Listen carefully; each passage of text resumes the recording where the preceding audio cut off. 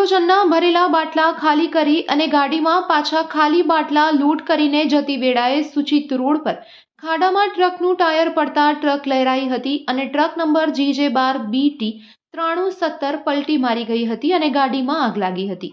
સદનસીબે કોઈ જાનહાનિ થઈ નથી। ગાડીમાં આગ લાગવા પાછળનું કારણ હજુ સુધી જાણવા મળ્યું નથી અને ગાડીના ટાયર ધડાકા સાથે ફાટવા લાગ્યા હતા।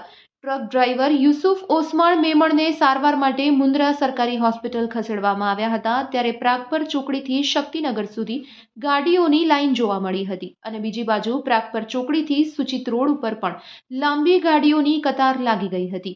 ઘટના સ્થળે પ્રાગપર પોલીસ સ્ટેશનના પીઆઈ હાર્દિક ત્રિવેદી પોતાના સ્ટાફ સાથે તુરંત જ ઘટના સ્થળે દોડી ગયા હતા અને ટ્રાફિકને હળવો કરાવ્યો હતો। ઉલ્લેખનીય છે કે જિંદાલ અને અદાણીમાંથી ફાયર બ્રિગેડની ટીમ પણ તાત્કાલિક ઘટના સ્થળ પર પહોંચી હતી અને આગને કાબૂમાં લેવાના પ્રયત્ન કર્યા હતા।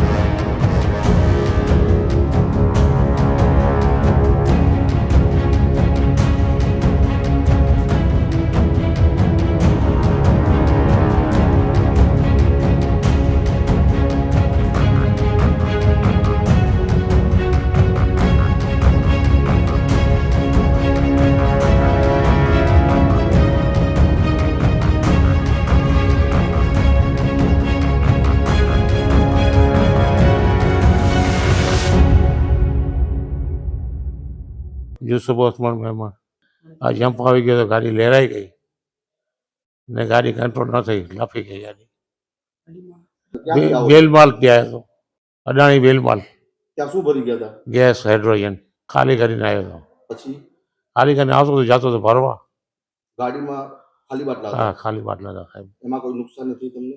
મને કાંઈ નુકસાન હાથમાં થોડો લાગો છે મને ટાયરમાં 50 વર્ષ થયા। કોઈ નહીં આખો ભારત ફરી આવી કન્યાકુમારી કાશ્મીર તમે કોઈ બી સ્ટેટનું નામ લો તમને કહ્યું અહીંયા આવે આગ લાગે ને સાહેબ હાઇડ્રોજનમાં તો લાગે। હાઇડ્રોજન રોકેટ બમ્બ કહેવાય। એ તો કિસ્મતવાળા છે કે ગાડીઓને ઉડાડી નાખે સાઈડમાં ગાડી હતી હોય ને એને જેમાં જયપુરમાં કેવું મને જોયું ને CNG હતો એના વાલમાં માર્યો ડ્રાઈવર ગાડી હાઇડ્રોજન અત્યારે બાટલા ભરેલા નતા ખાલી હતા સાહેબ।